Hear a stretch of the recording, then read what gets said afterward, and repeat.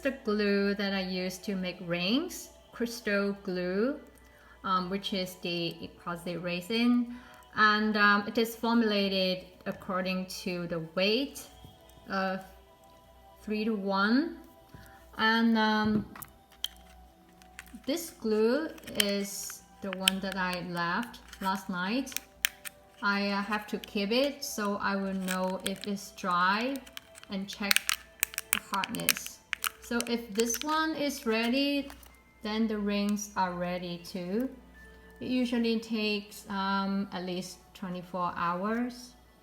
So right now I will continue to make these 2 rings.